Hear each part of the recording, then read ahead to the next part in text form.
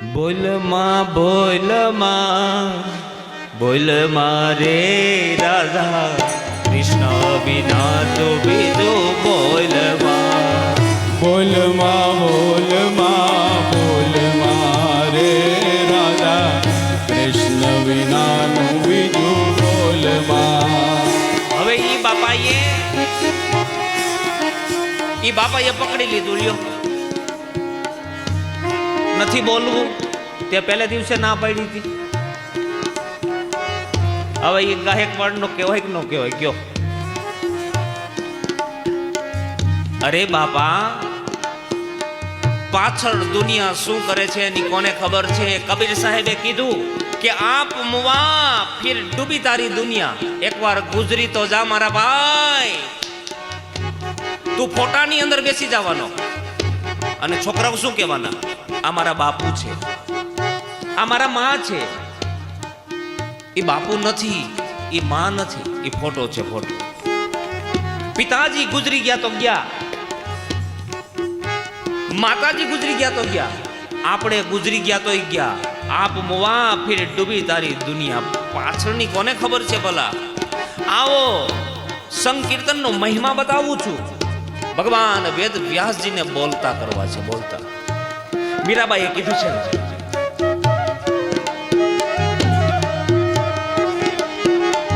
બોલ માં રે રાધા કૃષ્ણ વિના તો બીજો બોલ માં. હે બોલ માં રે રાધા કૃષ્ણ વિનાનું બીજું બોલ માં. બોલ માં રે રાધા કૃષ્ણ વિના તો બીજું બોલ માં. હે બોલ માં રે રાધા કૃષ્ણ વિનાનું બીજું બોલ માં. સાકર શેરડીનો સ્વાદ તજીને, સાકર શેરડીનો સ્વાદ તજીને, સાકર શેરડીનો સ્વાદ તજીને, સાકર શેરડીનો સ્વાદ તજીને, કડવો તે લીમડો બોલ મારે રાધા કૃષ્ણ વિના તો બીજું બોલ માં. એ કડવો લીમડો બોલ મારે રાધા કૃષ્ણ વિનાનું બીજું બોલ માં. એ હવે કડવો તે લીમડો બોલ મારે રાધા કૃષ્ણ વિના તો બીજું બોલ માં.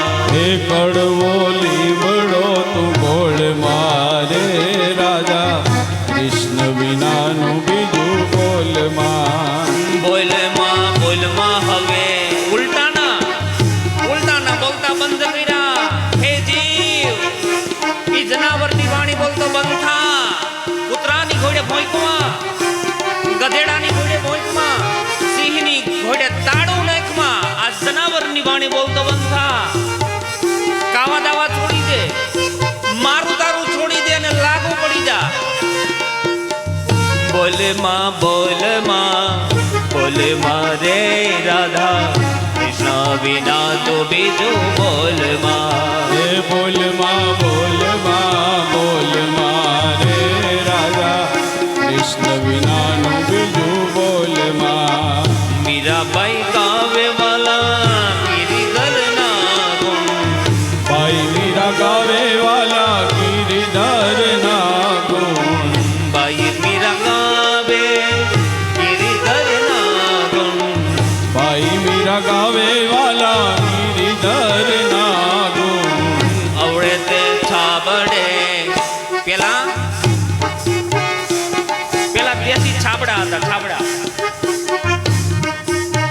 આમ સાકળની કડી ટીકાતી હોય, છાબડા હોય, અને એમાં કડી ચડી જાય તો શું થાય? ખોટું જોખાય, જો ખરખો નો આવે. કડી ચડી જાય તો જો ખરખો નો આવે. તો મગજમાં કડીયું ચડી ગઈ હોય તો કાઢી નાખજો, નકર જો ખરખા નહીં આવે. ખોટું જોખાશે, ખોટો જોખાવે.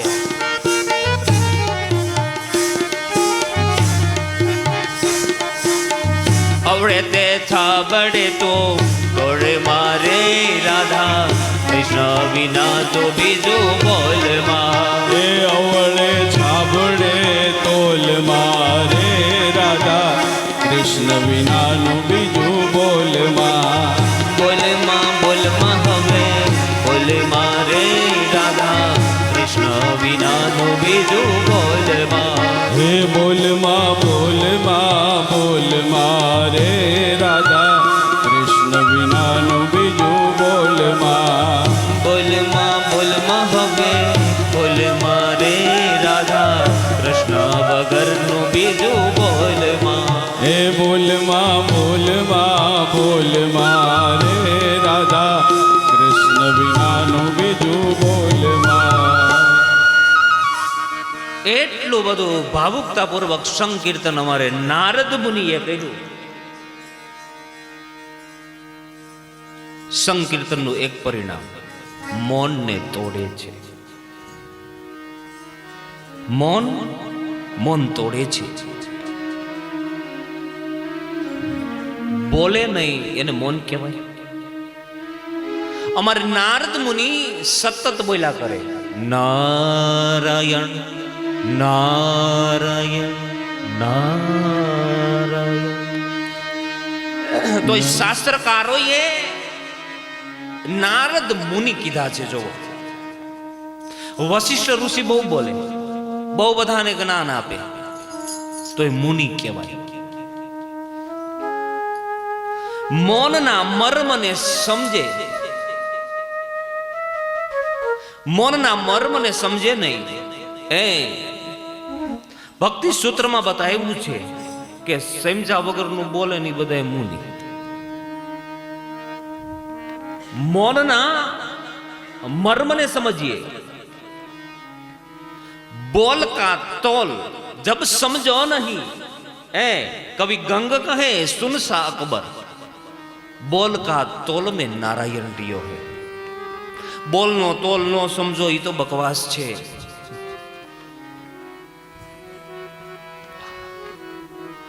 भगवान वेद व्यास बोला तो खरा, પણ રડવા લાગ્યા છે. નારદજી, તમે મારી પીડાને સમજો. મારો કોઈ હઠાગ્રહ નહોતો બોલવું નહીં એવો. મૌન તોડાવી નાખ્યું. અને બહુ સાચી વાત છે બેનો ભાઈઓ, માનવ જીવનનું મૂલ્ય જ છે કે જોતું બોલો. આજથી 70-80 વર્ષ પહેલાનો એક જમાનો કેવો હતો. આપણા વડવાઓ વગર જોતું બોલે નહીં, વગર જોતું પાપ કરે નહીં, વગર જોતી વડીલોની સાથે માથાકૂટ કરે નહીં. 70-80 વર્ષ ઘડિયાળને પાછળ કરો, એક પેઢી અગાઉનો વિચાર કરો. ભલે એ બિચારા એટલું બધું ભણેલા નહોતા, એટલું બધું ગણેલા નહોતા. આપણે બધા જે હોશિયારી કરી છે ને એટલા બધા હોશિયાર નહોતા. અને છતાંય ભગવાનના ભક્ત હતા. અને આપણામાં વધારાનું શું આવી ગયું? ખોટો બકવાસ. અને ખોટા બકવાસે આપણા જીવનને બેકાર અને પાંગળું બનાવી દીધું છે. અહીંયા ભગવાન વેદ વ્યાસજી બોલ્યા તો ખરા, પણ રડવા લાગ્યા છે. નારદ મુનિ, હું શું બોલું? મને સમાજે જે કર્તવ્ય આપ્યું છે વ્યાસજીનું, એ મારું કર્તવ્ય જો હું પૂરું ન કરી શકતો હો તો મારે વધારાનું બોલીને શું ફાયદો છે? અને બહુ સાચી વાત છે. આમાં વડીલો બેઠા એને ખાસ કહું કે દીકરાને વહુને એક વખત શિખામણ આપજો, 2 વખત શિખામણ આપજો. તમારામાં સહન શક્તિ હોય ને તો 5 વખત દીકરાને વહુને શિખામણ આપજો. પણ પછી મૌન લઈ લેજો, નહીતર મોત બગડી જાય.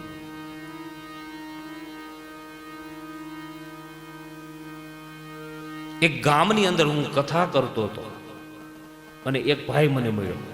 મને કે રાકેશભાઈ, તમે ભીષ્મ દાદાને ભાલાની અણી ઉપર સુવડાવ્યા. આ કથા આવશે. આમ ભાલાની અણી ઉપર સુવાય ખરું? આવીને આવી કથાઓ કરો છો? મેં કીધું અમારે ભગવાન વેદ વ્યાસ જે કાંઈ કથા લખે ને બોલા, એમાં કાંઈ ને કાંઈ મર્મ હોય. મર્મ વગરની કથા ના હોય. ભીષ્મ દાદાને બાણસૈયા ઉપર પોઢાડ્યા, એમાંય મર્મ છે. ઘરની અંદર 70 વર્ષના 80 વર્ષના એ દાદા કે બા હોય,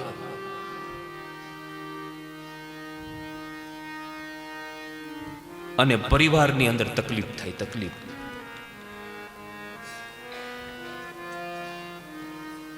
પછી આપણા ગઈઠા બુઢા માવતર શિખામણ આપવા જાય, સમજાવે, પણ છોકરાઓ માને નહીં. ઉલટાના શું કે, તમે શાંતિથી બેસો, અહીંયા વચ્ચે બોલ કરતા નહીં. જ્યાં બેઠા હોય ને ત્યાં કોઈ રામ રામ કે જય શ્રી કૃષ્ણ ન કરે, કોઈ બોલાવે નહીં, અને આ પરિસ્થિતિની અંદર એને જીવવું પડે.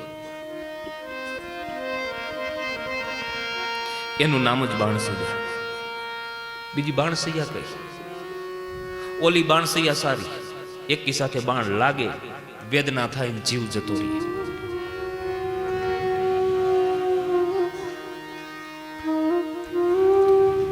પણ આ વેદના કેવી થાય છે કે નથી કોઈને કહી શકતા કે નથી સહી શકતા. અને મોટી ઉંમરે આવું થાય એટલે જીવ ભક્તિ હારી જાય છે. તમે આ ભાગવતને લખ્યું વાંચો ને લખ્યું તો તમને કાંઈ નહીં સમજાય. તમને એમ લાગશે કે સહસ્ત્ર અર્જુનને હાથ હતા, રાવણને 10 માથા હતા, અને જો વ્યવસ્થિત સમજાવવામાં ન આવે, દીકરો અમેરિકા હોય, દીકરો ને વહુ અમેરિકા હોય, ત્યાંથી ટપાલ લખે. ટપાલ દીકરાની વહુની ટપાલ આવે, અને ઈ ટપાલ તમને ઉકેલતા આવડતું હોય ઈ જુદું. અને તમે પાડોશીની ઘરે જાઓ ને, કયો ને કે ભાઈ દીકરાની વહુની ટપાલ આવી છે, ઈ ઉકેલી દે, ઈ જુદું છે. એમ ભાગવતની અંદર પણ એવું છે, સાવ વાંચી નાખવું ઈ જુદું છે,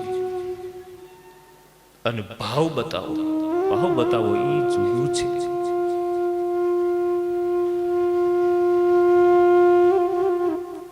અહીંયા વેદ વ્યાસજી રડે છે, બાબા તમે આટલું બધું લખ્યું છે, બહુ સુંદર છે, પણ કેવું છે બતાવો. મહારાજ તમારે જોઈ છે માખણ, અને તમે વલોવો છો પાણીને. તમે હજારો વર્ષો સુધી પાણીને વલોવા કરો તો એમાંથી માખણ નીકળે? માખણ જોતું હોય તો ગોરસને વલોવવું પડે. ગોરસનું વલોણું કરો. આ કથાની અંદર તમે જ્ઞાનની વાતો કરી, ભક્તિની વાતો કરી, વૈરાગની વાતો કરી, ધર્મની, કર્મની, બધું આવે. આની અંદર બધું બતાવ્યું છે. શિવ પુરાણની અંદર વૈરાગની વાતો બતાવવામાં આવી, વિષ્ણુ પુરાણની અંદર ભક્તિની વાતો, બ્રહ્મ વૈવટમાં જ્ઞાનની વાતો બતાવવામાં આવી, કોઈમાં કર્મકાંડ બતાવવામાં આવ્યું છે.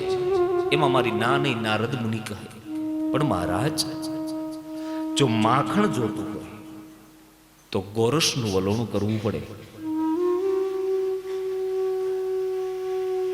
અને આનું જો એક વખત વલોણું થાય, મહાપ્રભુજીની સુબોધની નામની ટીકા છે, વિશ્વ में बड़ा भागवत, सुबोधनी भागवत, बहुत सुंदर प्यारी टीका. સુબોધની અંદર જે ભેદો બતાવવામાં આવ્યા છે તમે ભાગવત કથા લખો મહારાજ. અરે નારદ મુનિ, મારે ભાગવત કથા કેમ લખવી? મેં દુનિયાનું તમામ સાહિત્ય તો લખી નાખ્યું છે. મારી પાસે જે હતું એ બધું લખી નાખ્યું. મહારાજ, તમે લખ્યું એ સુંદર છે. હવે આપણે બીજી કઈ ચર્ચા નથી કરવી. આપણે બે અનુભવીએ છીએ. અમારે નારદ મુનિએ ભગવાન વેદ વ્યાસના માથા ઉપર હાથ મૂક્યો, અને જેવો હાથ મૂક્યો એવા સીધા જ બે ગૌલોકમાં, સીધા જ ગૌલોકમાં.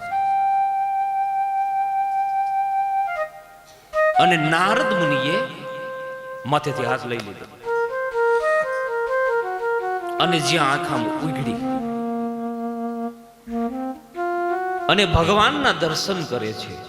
11 વર્ષ અને 52 દિવસનું યુગ્મ સ્વરૂપ. રાધાજી સદાને માટે 16 વર્ષના. એક કદમનું વૃક્ષ ભગવાન અષ્ટવક્ર બની અને બાકે બિહારી લીલા કરે. અન્ય વજ વારાંગનાઓ ભગવાનની આજુબાજુમાં.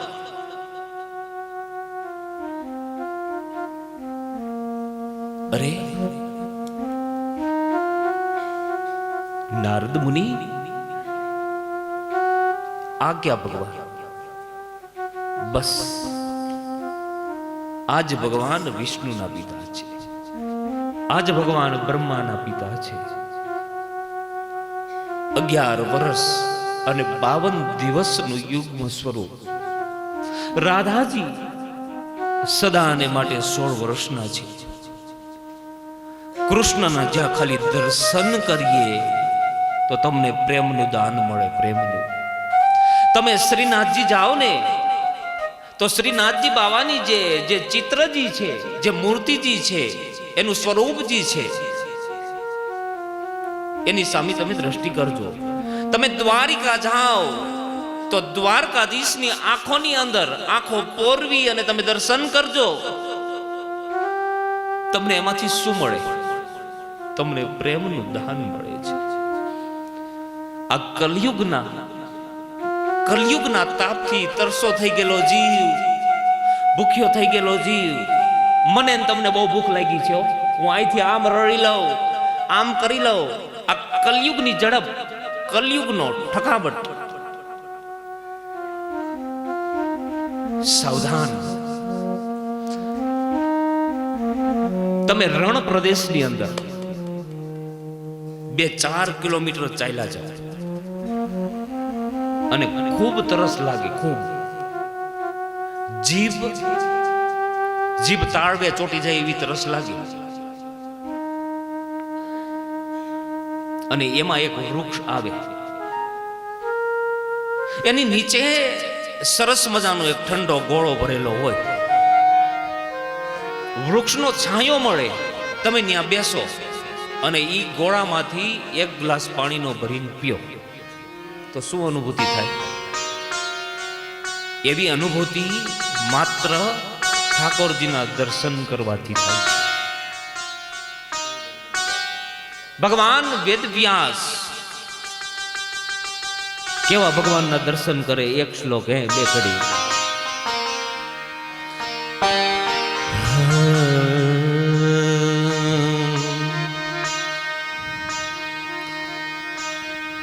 બડહાપીડમ નટવર વપુઃ કર્ણયો કર્ણિકારમ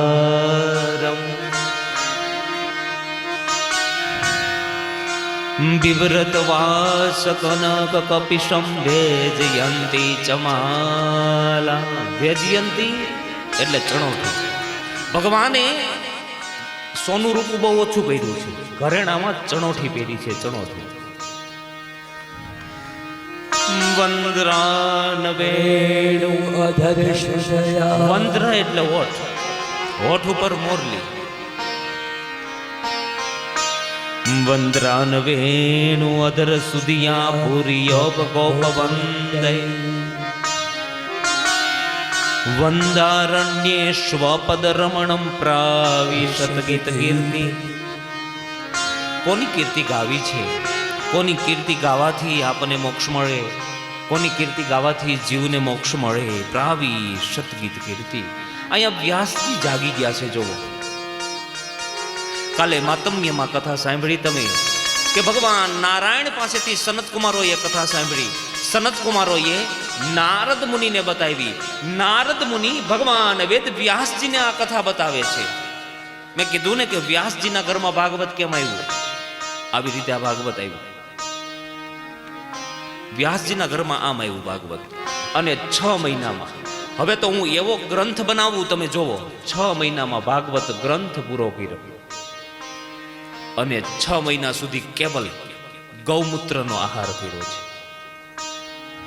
જોઈજો, આ બધું લખ્યું છે ને, એ આપણી ઘોડે હેથકનું ફરાર કરીને નથી લખ્યું, યાદ રાખજો. એટલે આની ઉપર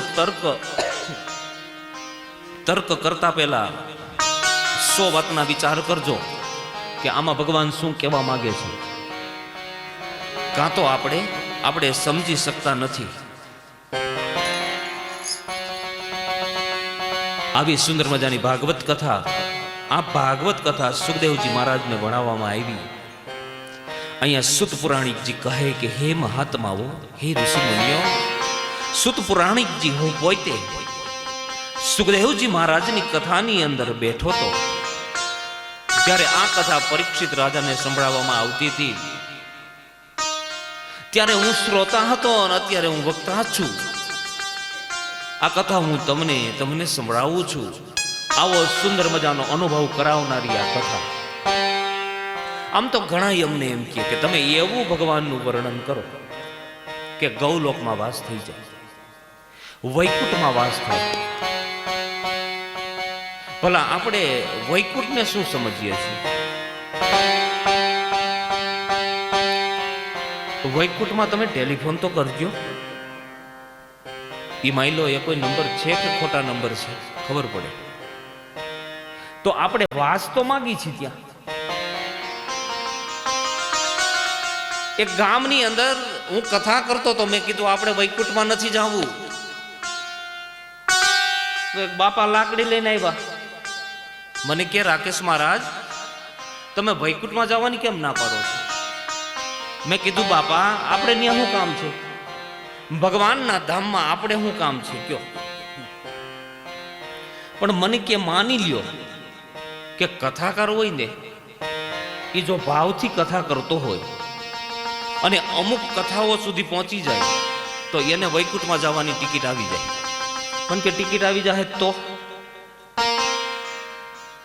મેં કીધું નો આવે બાપા. કે પણ આવી જાય તો મેં કીધું હું તમને ટિકિટ નહીં આપું, મારા ઘરવાળીને આપી દે, ઈ ભલે જી આવે. પણ મારે વૈકુંઠમાં નથી જવું. મને કે કેમ?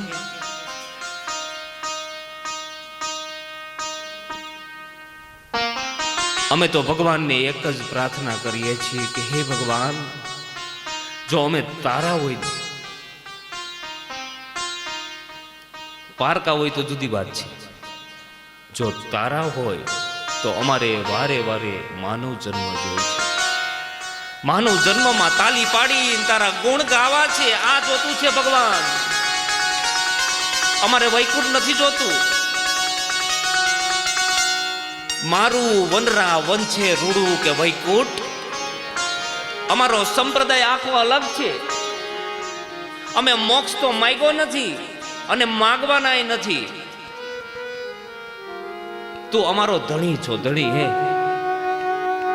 અમારે ગોપીઓ ભગવાનની સાથે બાંધે છે. તમે તમારા ધણી સાથે નથી બાંધ્યું? ગોપીઓ લબલબાવી લે.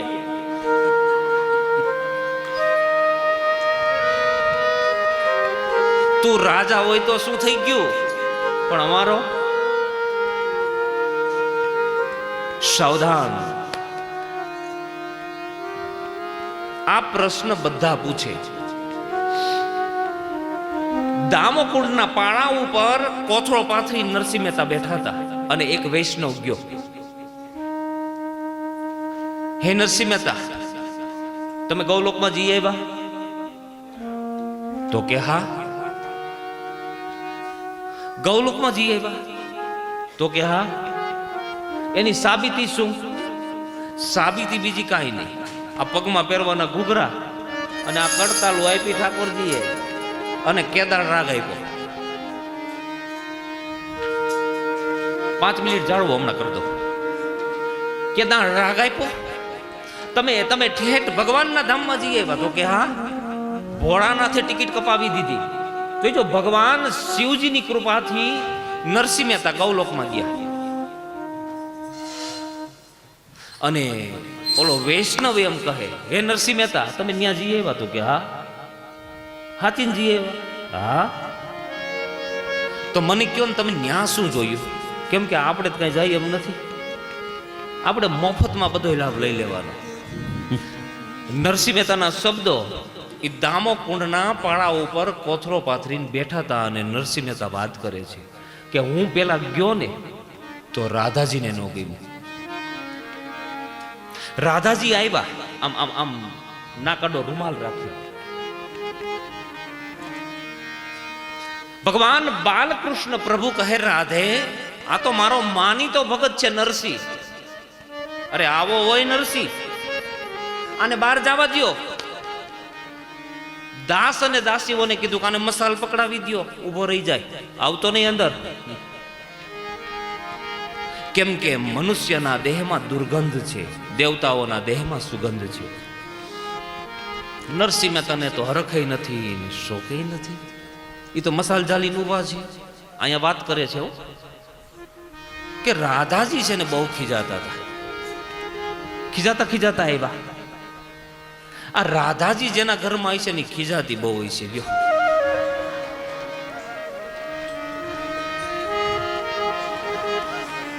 અને પાછા કે ખીજાવું તો પડે ને, નકર હરખા હાલે નહીં, સમજાણું ને.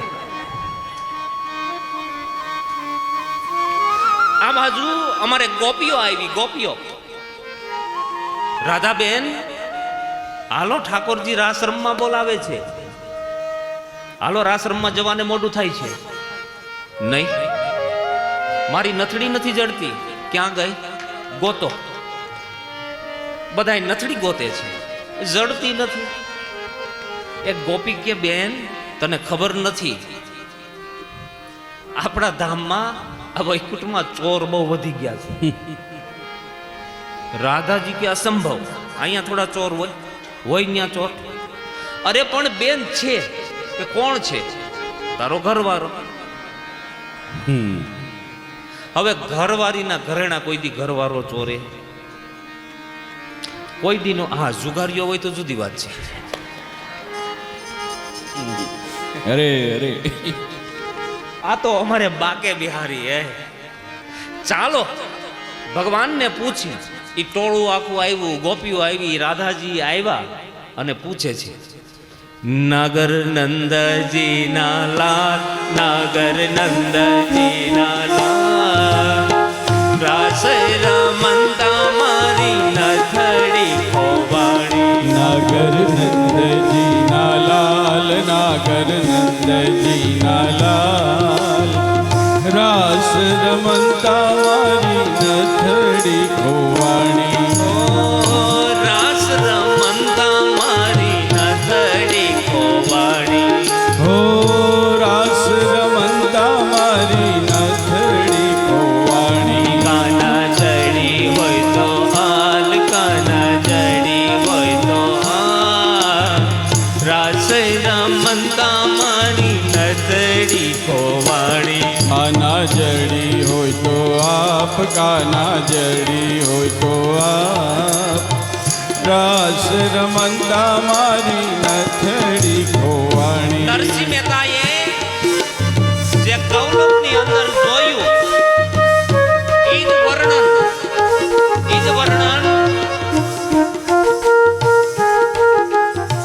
જ વર્ણન મારા ભાગવતીની અંદર બતાવવામાં આવ્યું છે. ભગવાન ને કહે છે કે હે ભગવાન, મારી નથડી આપ. જો માયલાને ખોતા નહીં અને ખોવો તો ક્યાં ખોવાવાય? આ સંસારની અંદર ખોવાઈ જવું છે કે ભગવાનના ચરણની અંદર ક્યાં ખોવાવું છે? આ તો ખાલી દ્રષ્ટાંત આપું છું. અહીંયા અહીંયા ભગવાન બાકે બિહારી કહે કે રાધે રાધે તમારી નથડી કોવાણી છે, મને જઈડી છે લો, પણ ઈ તમારી છે એની ખાતરી શું? આ નથડીની ઉપર રાધા એવું તો કઈ લખ્યું નથી, એની સાબિતી શું? અરે પ્રભુ, મારી નથડી કેવી હતી બતાવો. નથડીનું સરનામું શું સરનામું આપ્યું? નાની નથડીને માહી જડેલા મોતી, નાની નથડીને માહી જડેલા મોતી. ઓહો નાની આ નથડીને માહી જડેલા મોતી. ઓ નાની નથડીને માહી જડેલા મોતી. ઈ નથડીને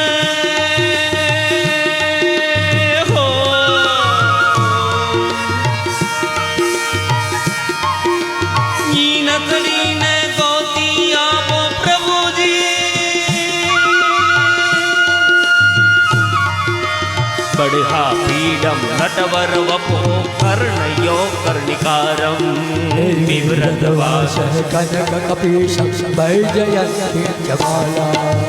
वंदरान वेणु अधर सुदिया पूरी गोप वंदे. बिभ्रतवास कनक कपीशं वैजयन्ती जमाला.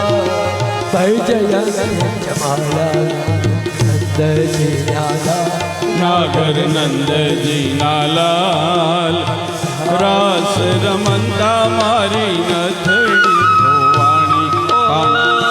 रास रमंता मारी नथड़ी खोवाणी. ओ रास रमंता मारी नथड़ी खोवाणी.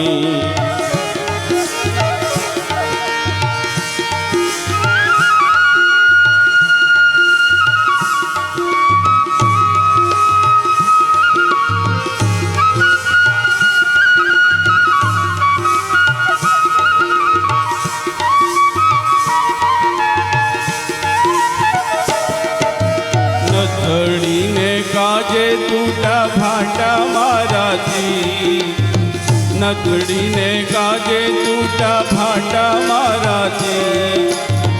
नथड़ी आपो ने मारा नणदी ना वीर वीर वीर. नागर नंदजी ना लाल, नागर नंदजी ना लाल, रास रमंता मारी नथड़ी खोवाणी.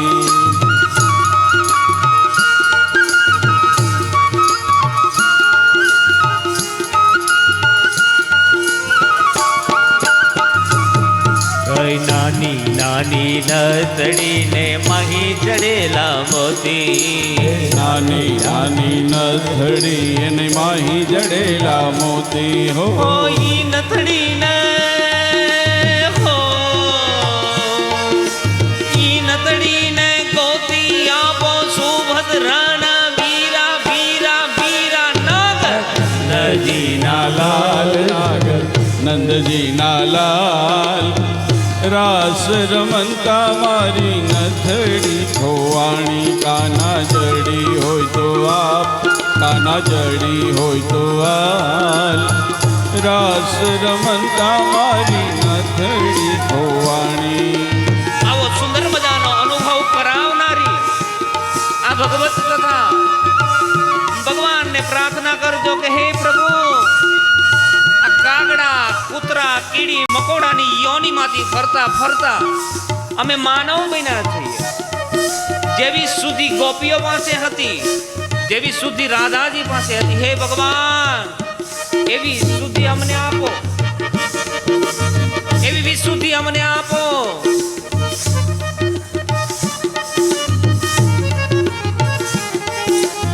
હે ભગવાન, કાના જડી હોય તો આલ, કાના જડી હોય તો આલ, રાસ રમંતા મારી નથડી કોવાણી. કાના જડી હોય તો આલ, કાના જડી હોય તો આલ, રાસ રમતા મારી નથડી ખોવાણી.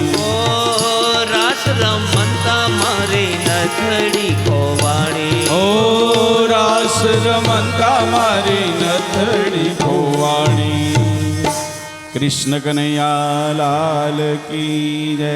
ગૌલોકનું વર્ણન એક એક શ્લોકની અંદર ભરેલું છે. આવું સુંદર મજાનું આ ભાગવત સુખદેવજી મહારાજ હવે પરીક્ષિત રાજાને આ કથા સંભળાવશે. પરીક્ષિત રાજા આ કથામાં કેવી રીતે બેઠા.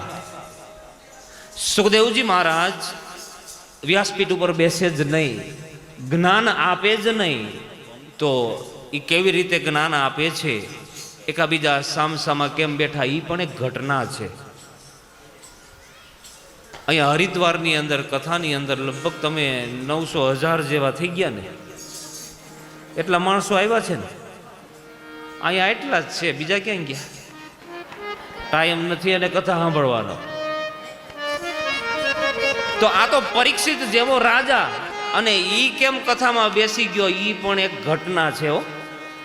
આ બધી વાત મારે કરવી છે, પણ એની પહેલા મને ચિઠ્ઠી આપી ગયા છે કે 11:30 વાગે અમારે ગાયત્રી પરિવાર અહીંયા બહેનો પધાર્યા છે, તો 10 મિનિટનો સમય 11:30 તમારે આપવાનો છે દાદા. મેં કીધું કાંઈ વાંધો નહીં, તો વ્યાસપીઠ ઉપરથી પ્રાર્થના કરું, પધારો. આપણે જોરદાર તાલીથી અમને વધાવી લઈએ.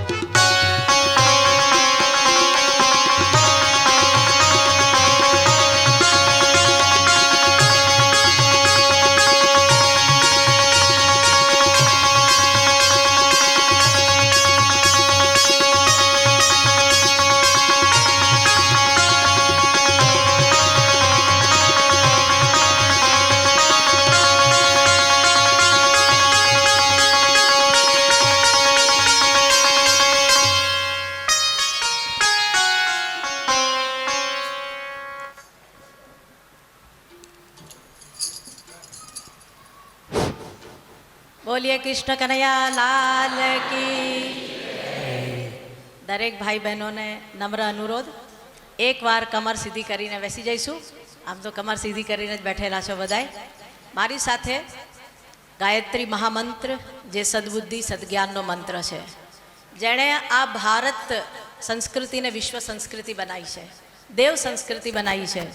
અવતારો, ઋષિમુનિઓ, મહાપુરુષોની જે માતા છે, અને જેણે આપણને દરેકને જીવનમાં જ્ઞાન આપ્યું છે, અધ્યાત્મ તરફ આગળ વધાર્યા છે, અને અધ્યાત્મની દરેક સાધનાઓની ઉચ્ચ ભૂમિકા સુધી પહોંચાડ્યા છે, એવા ગાયત્રી મહામંત્રનું આપણે સસ્વર ગાન કરીશું. ઓમ ભૂર્ભુવઃ સ્વઃ તત્સવિતુર્વરેણ્યં ભર્ગો દેવસ્ય ધીમહિ ધિયો યો નઃ પ્રચોદયાત. ઓમ ગુરુર્બ્રહ્મા ગુરુર્વિષ્ણુ ગુરુર્દેવ મહેશ્વર ગુરુરેવ પરબ્રહ્મ તસ્મૈ શ્રી ગુરવે નમઃ. તસ્મૈ શ્રી ગુરવે નમઃ. મુંબઈથી રાધા કૃષ્ણ મહિલા મંડળ દ્વારા આયોજિત આ મહાન ભાગવત કથામાં ગંગાજીના પાવન તટ પર અને પરમ આદરણીય કથાના મર્મજ્ઞ એવા સન્માનનીય આદરણીય રાકેશભાઈ, આ કથાના આયોજક દરેક ભાઈઓ બહેનો, અહીંયા ઉપસ્થિત આ કથામાં આવેલા દરેક જેની અંદર ભક્તિ ભાવના છે એવા, જે પોતાના પિતરોના આત્માની શાંતિ માટે અહીંયા કથામાં આવ્યા છે, એવા દરેક દેવતુલ્ય ભાઈઓ, શક્તિ સ્વરૂપ માતાઓ બહેનો, આપની વચ્ચે આવવાનું એક જ પ્રયોજન છે કે મને 10 મિનિટનો મોકો આપ્યો છે. આપ સર્વે મુંબઈથી આવ્યા છો અને મુંબઈ નગરી એ આપણી ઔદ્યોગિક નગરી છે અને એ ઔદ્યોગિક નગરીમાં એક મહાન વિરાટ અશ્વમેધ યજ્ઞ થવા જઈ રહ્યો છે 2024માં 23, 24, 25, 26, 27 ને 28 જાન્યુઆરી 2024માં એક મહાન યજ્ઞ થવા જઈ રહ્યો છે અને એ યજ્ઞના આમંત્રણ રૂપે, એની તૈયારી રૂપે આપ સર્વેને થોડી જાણકારી આપવા આવીશું કે યજ્ઞ આપણી ભારતીય સંસ્કૃતિના પિતા છે અને ગાયત્રી માતા છે. માતા અને પિતા ન હોય તો આ સંસારની આગળ સૃષ્ટિ નથી ચાલતી. એવી રીતે ભારતીય સંસ્કૃતિની જો મૂળ આધાર શક્તિ કોઈ હોય તો એ ગાયત્રી અને યજ્ઞ છે. ગાયત્રી એટલે સદબુદ્ધિ અને યજ્ઞ એટલે સત્કર્મ. જ્યારે સદબુદ્ધિ હોય તો જ વ્યક્તિ સાચી દિશામાં જાય છે. આપ સર્વેમાં એ શ્રેષ્ઠ બુદ્ધિનું અવતરણ થયું છે એટલે જ તમે આ જ્ઞાન યજ્ઞમાં આવ્યા છો, અહીંયા તમે બિરાજમાન થયેલા છો. અને એ યજ્ઞનું જે આપણે જ્ઞાન અંદર ગ્રહણ કરીશું અને એના દ્વારા આપણે જે સદકાર્ય કરીશું એ જ યજ્ઞ છે. મહાભારતમાં એક કથા આવે છે કે એક વખત અકાળ પડ્યો હતો અને એ અકાળમાં આપણી સંસ્કૃતિ દેવાની સંસ્કૃતિ છે, આપવાની સંસ્કૃતિ છે, એટલે જ આને મહાન દેવ સંસ્કૃતિ કીધેલી છે. અને એ વખતે એક અકાળ પડ્યો અને દુર્ભિક્ષમાં લોકો ભૂખ્યા પ્યાસા ટવળતા હતા અને એવામાં એક બ્રાહ્મણ પરિવારને 4 જણા હતા, એને રોટલી ક્યાંકથી મળી અને એ લોકો 3 દિવસના ભૂખ્યા હતા. 3 દિવસના ભૂખ્યા હતા તો એમણે જેવું જમવાનું શરૂ કર્યું તો એમણે કીધું ના ના, આપણી સંસ્કૃતિ આપીને ખાવાની સંસ્કૃતિ છે. આપણા કરતાં જે ભૂખ્યું હોય એનો પહેલાં આની પર અધિકાર છે. એમણે અવાજ લગાડ્યો ગામમાં કે અમે 3 દિવસના ભૂખ્યા છીએ, અમારી કરતાં જો કોઈ વધારે ભૂખ્યું હોય તો એનો સૌથી પહેલો અધિકાર છે આની ઉપર. એક ચંડાલ આવ્યો ત્યાં અને એણે કીધું કે હું 7 દિવસનો ભૂખ્યો છું, જો મને ખાવાનું નહીં મળે તો મારા પ્રાણ અહીંયા જ હું ત્યજી દઈશ. તો બ્રાહ્મણે કીધું કે તમે મારી રોટલી લઈ લો. એની પત્નીએ આપ્યું, એના દીકરાએ આપ્યું, દીકરીએ આપ્યું, ચારેય પોતાના ભાગ એ ચંડાલને આપી દીધો અને એણે ખાઈ તૃપ્તિ થઈ અને હાથ ધોયા અને એ જે પાણી ઢોળાયું હતું ત્યાં એક નોળિયો નીકળ્યો હતો અને એ નોળિયો જ્યારે ત્યાં ઠંડક લેવા માટે થઈ અને આમ તેમ લોટવા માંડ્યો, એમાં આળોટવા માંડ્યો તો એનું અડધું શરીર સોનાનું થઈ ગયું. તો એણે આશ્ચર્ય થયું કે મારું આ અડધું શરીર સોનાનું કેવી રીતે થઈ ગયું અને હવે એવું ક્યાં હું જાઉં કે જેથી કરીને મારું બાકીનું શરીર સોનાનું થઈ જાય. નારદ ઋષિને પૂછ્યું તો નારદ ઋષિએ કહ્યું કે તું એવી જગ્યાએ જા જ્યાં બહુ મોટો યજ્ઞ થતો હોય. તો નોળિયો કેટલા વખતથી પરિભ્રમણ કરતાં કરતાં કરતાં રાજસૂય યજ્ઞ જ્યાં થયો હતો ત્યાં ગયો અને ત્યાં લોકો જે ભોજન કરીને હાથ ધોતા હતા ત્યાં જઈ અને એ લોટપોટ થવા માંડ્યો. જોયું કે મારું શરીર તો સોનાનું થયું નહીં એટલે સીધો યુધિષ્ઠિરજી પાસે પહોંચ્યો અને એમણે કીધું કે તમારો યજ્ઞ અસફળ છે, આ યજ્ઞ સફળ નથી થયો. કે કેવી રીતે? તો કે એણે પેલા પાછલા યજ્ઞની વાત કરી હતી કે આવો દુર્ભિક્ષ પડ્યો હતો, ત્યાં બ્રાહ્મણ પરિવારે મને પોતાનું ભોજન આપી દીધું હતું, ત્યાં મારું શરીર સોનાનું થયું, અહીંયા સોનાનું નથી થયું. ત્યાં ભગવાને કીધું કે સાચી વાત છે કે યજ્ઞ એટલે શું? જે શ્રેષ્ઠ કર્મ છે, યજ્ઞો વૈ શ્રેષ્ઠ તમામ કર્મ. યજ્ઞ એટલે શ્રેષ્ઠ કર્મ, આપવાની ભાવના હોય, દેવાની ભાવના હોય. હમણાં પરમ આદરણીય રાકેશભાઈ બતાવતા હતા કે ભાવ યજ્ઞ હોય એ જ સાચો યજ્ઞ છે. ભાવના જો ન જાગી, ખાલી કથા કીર્તન કર્યું, પૂજા પાઠ કર્યા, માળા ફેરવી, ગંગા સ્નાન કર્યું, પણ ભાવ નહીં જાગે ત્યાં સુધી એ આપણું કાર્ય શ્રેષ્ઠ કાર્ય નથી કહેવાતું. તો આપણી સંસ્કૃતિમાં યજ્ઞને શ્રેષ્ઠ કાર્ય કીધેલું છે. તો ભાઈઓ બહેનો, જ્યારે આપણા દેશમાં જે અવતારી સત્તા આવી એણે દરેકે મોટા મોટા યજ્ઞો કર્યા અને યજ્ઞ કરવાનો એક જ ઉદ્દેશ કે રાષ્ટ્રને સશક્ત સમર્થ કેવી રીતે બનાવવું, લોકોને સુખી કેવી રીતે બનાવવા, લોકોની અંદર એક જન ચેતના જાગરણ કેવી રીતે કરવી, ધર્મની ચેતના જાગરણ કેવી રીતે કરવી, આસ્થાની ચેતના જાગરણ કેવી રીતે કરવી, એ એનો મુખ્ય ઉદ્દેશ હોય છે. અને ગાયત્રી પરિવાર એનું મુખ્ય લઈ અહીંયા હરિદ્વારમાં શાંતિકુંજ સામે જ છે. તમે જો મોકો મળે તો આવજો ત્યાં. અને આખા વિશ્વ ગાયત્રી પરિવારનું અમારું મુખ્ય કેન્દ્ર છે. ત્યાંથી વિશ્વના કલ્યાણ માટે, લોક કલ્યાણ માટે, ભારતીય સંસ્કૃતિ જે લગભગ લુપ્ત પ્રાય થઈ ગઈ હતી, ઘણા મહાપુરુષો આ ધરતી પર આવ્યા, ઘણા એવા જ્ઞાનવાન લોકો આવ્યા અને એમણે આપણી ભારતીય સંસ્કૃતિને બચાવવાનું કામ, પુનર્જાગરણ કરવાનું કામ એમણે કર્યું. એમાં એક કડી રૂપે અમારા પરમ પૂજ્ય ગુરુદેવ પંડિત શ્રી રામ શર્મા આચાર્યજી, જે ગાયત્રીના પ્રખર ઉપાસક હતા. 24 વર્ષ સુધી ગાયત્રીના 24 મહાપુરુષ ચરણ, ગાયને જવ ખવડાવી એના પોદળામાંથી જે જવ નીકળે એને સાફ કરી એની રોટલી અને છાશ ઉપર કઠોર તપશ્ચર્યા કરી. અને એ તપશ્ચર્યાના પરિણામ રૂપે એમણે ઋષિ મુનિઓની જે પરંપરા હતી, જે શ્રેષ્ઠ પરંપરાઓ લુપ્ત થઈ રહી હતી, એને પુનઃ જાગૃત કરવાનું ભગીરથ કાર્ય કર્યું. તમે ત્યાં આવશો તો તમને જાણકારી મળશે. અને એ પરંપરામાં એમણે ગાયત્રી અને યજ્ઞને જન જન સુધી પહોંચાડ્યા, ઘર ઘર સુધી પહોંચાડ્યા. જે યજ્ઞ લુપ્ત થઈ ગયા હતા, કહેતા હતા કે નારી યજ્ઞ ન કરી શકે, યજ્ઞનું સંચાલન ન કરી શકે. વચ્ચેના સમયમાં એવો એક સમય આવ્યો હતો આપણા દેશમાં કે આપણા શાસ્ત્રોનું અર્થનું અનર્થ કરી નાખ્યું હતું. પણ આ ધરતી જ્ઞાનની ધરતી છે, આ ધરતી વૈરાગ્યની ધરતી છે, આ ધરતી મહાપુરુષોની ધરતી છે. અને પાછું એ જ્ઞાન વૈરાગ્ય ફરી પાછું કોકના કોક માધ્યમથી ધરતી પર આવે છે. તો ગાયત્રી પરિવાર દ્વારા જન જન ઘર ઘરમાં યજ્ઞ થાય છે. અમારી બહેનો દ્વારા પણ અમારા પરમ પૂજ્ય ગુરુદેવે બહુ મોટું આંદોલન કર્યું છે. તમારે ત્યાં પણ કોરોના કાળમાં અને આમે તે યજ્ઞ અને સંસ્કાર, જે ભારતીય સંસ્કૃતિના મૂળ આધાર છે, કે માતાના ગર્ભથી બાળક જ્યારે જન્મે છે ત્યારથી માતાના ચિંતન, ચરિત્ર, વ્યવહારથી એના સંસ્કાર કેવી રીતે પડે છે અને એ બાળકને આપણે મહાન એક નાગરિક, દેશના નાગરિક તરીકે કેવી રીતે આપી શકીએ છીએ, એ આપણી ભારતીય સંસ્કૃતિમાં કીધેલું છે. તો એ યજ્ઞ અને સંસ્કાર સાથે જોડાયેલું છે. તો આપને ત્યાં એક બહુ મોટો યજ્ઞ થવા જઈ રહ્યો છે. અને એ યજ્ઞ 100 એકડ જમીનમાં અને 2024માં તમે કીધું એ પ્રમાણે 1008 કુંડી યજ્ઞ થવાનો છે. વિશ્વના 120 રાષ્ટ્રના લોકો એમાં આવવાના છે. આ અદ્ભુત, અદ્વિતીય અને ન ભૂતો ન ભવિષ્યતી એવું એક મહાન યજ્ઞનું આયોજન થઈ રહ્યું છે. તો આપ દરેક જે અહીંયા આવેલા છે ભાવિક ભક્તો, એ લોકોને એક જ વિનંતી કરવાની છે કે તમે એ યજ્ઞમાં જરૂર લાભ લેજો. ઘર બેઠે, ઘર આંગણે ગંગા આવતી હોય તો એમાં હાથ ધોવું પડે. અહીંયા તો તમારે દૂર અહીંયા આવવું પડ્યું, પણ અહીંયા હરિદ્વાર તમારે ત્યાં આવી રહી છે. અમારા યજ્ઞોમાં અમે કોઈ દિવસ કોઈની પાસે બેસવાના પૈસા નથી લેતા. અમારા આયોજનોમાં લોકો આવે છે, રહે છે, એની પાસેથી પણ પૈસા નથી લેતા. અમારા આશ્રમમાં તમે આવો, હજારો લોકો આવે છે, કોઈની પાસે રહેવા, ખાવા, પીવાનો 1 પૈસો પણ લેતા નથી. કારણ કે અમારા ગુરુજીએ ગાયત્રી પરિવાર નામ આપેલું છે.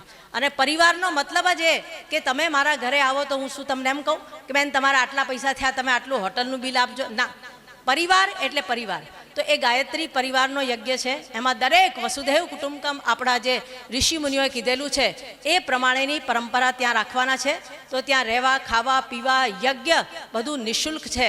અને ત્યાં 1008 કુંડી યજ્ઞશાળા છે. બહુ મોટી પ્રદર્શની હશે. અને એ યજ્ઞ પહેલાં 1 લાખ વૃક્ષ વાવવાનો સંકલ્પ અમારા કાર્યકર્તાઓએ લીધો છે.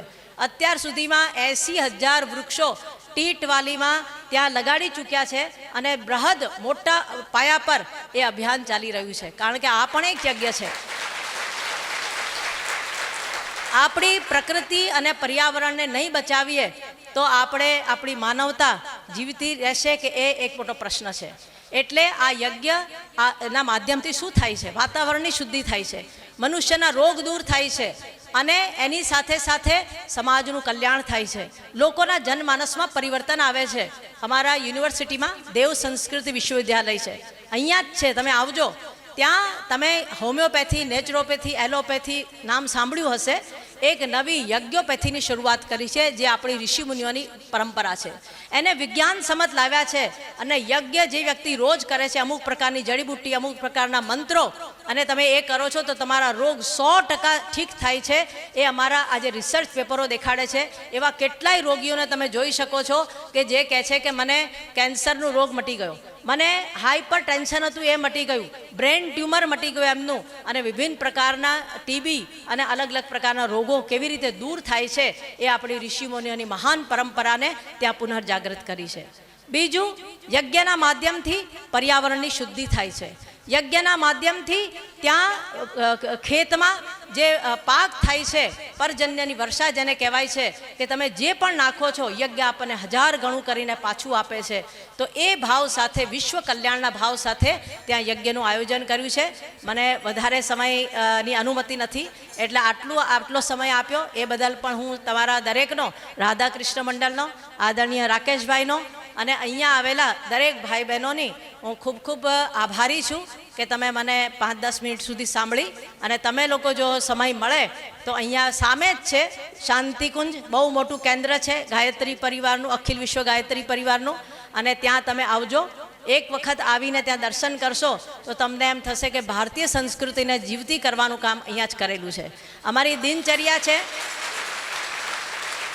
સવારે 4 વાગે અમારા આશ્રમમાં જાગરણ થાય છે, 5 વાગે આરતી થાય છે, એની પછી ધ્યાન સાધના થાય છે, 5:30 પોણા 6 થી ત્યાં યજ્ઞ શરૂ થાય છે.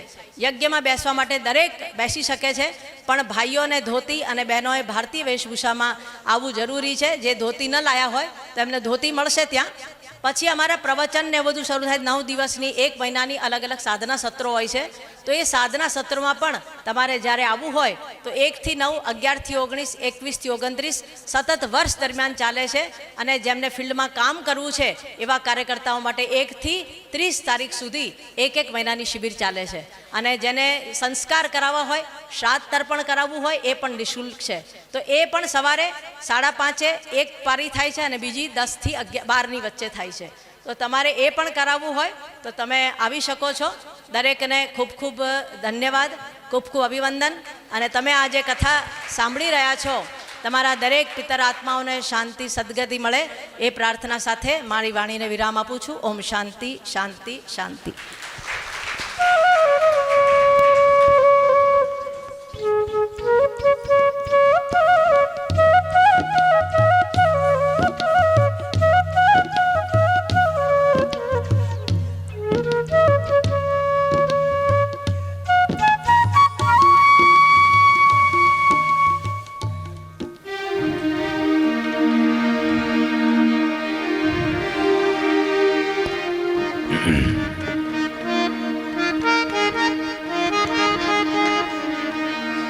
હે રંગ મને રામ નામનો લાગો રે, હે રંગ મને રામ નામનો લાગો રે, કે રંગ મને રામ નામનો લાગો રે, હે રંગ મને રામ નામનો લાગો રે, કે ઘટમાં જીવલડો જાગો રે, કે રંગ મને રામ નામનો લાગો રે, હે ઘટમાં જીવલડો જાગો રે, કે રંગ મને રામ નામનો લાગો રે, રંગ મને પ્રભુ નામનો લાગો રે, હે રંગ મને પ્રભુ નામનો લાગો રે.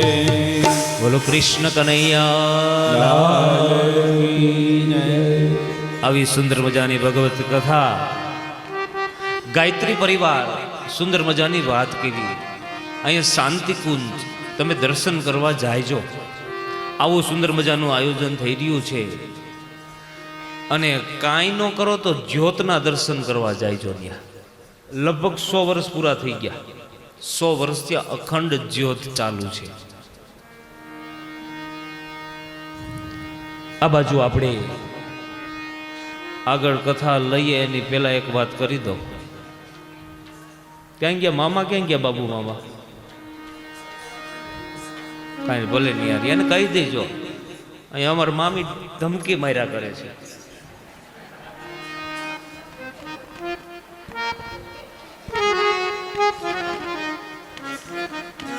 કાલે 10 મિનિટ આપણે ઇન્ટરવેલ રાખશો. બધા જઈએ, અમારો સ્ટાફ હોતી જઈએ. બોલ્યો હું એક વૈધો મારી યાર હું વાંધો. એટલે કાલે કાઉન્ટર ઉપર વ્યવસ્થા કરજો, બરોબર? 10 મિનિટનો સમય, બધા ત્યાં જ ચા પાણી પી લે, બધાના પગ મોકળા થઈ જાય. આમાં દઈ દો, આમાં નામાં પાઈ દેજો. હા, પણ કાલે 10 મિનિટ આપવાની છે, બરોબર? હા, 10 મિનિટ કાલે આપશો. હવે આપણે કથા શરૂ કરીએ.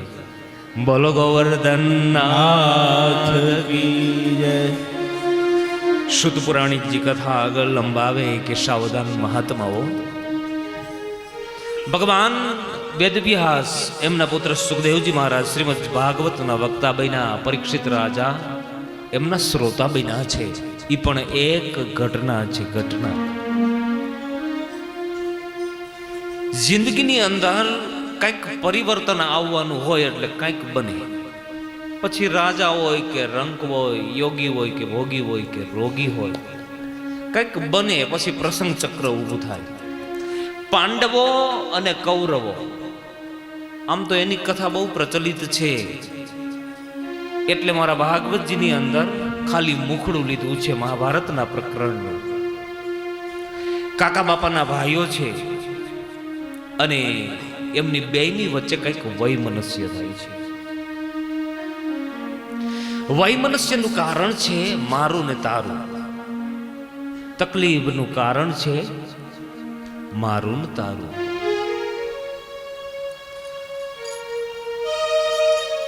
ધર્મ તો સ્વયંભૂ રીતે ચાલ્યા કરે છે બેનો ભાઈઓ. ધર્મને ઊણ તમે જો સીધી રીતે ન પાડી તો ઘણી બધી વસ્તુ આપણા હાથમાંથી છૂટવી લે છે. આ બાજુ ભીમ ઊભા થયા. હવે તો યુદ્ધ કરીને લેવું છે. એને હાથ જોડવા ન જવાય. અને ધર્મ એમ કહે છે કે જેવા સાથે તેવા થાવું એ પાપ નથી. કૃષ્ણ, અમારે યુદ્ધ કરવું છે. અર્જુન બોલ્યા, હા પ્રભુ, અમે કોઈ નપુસક નથી.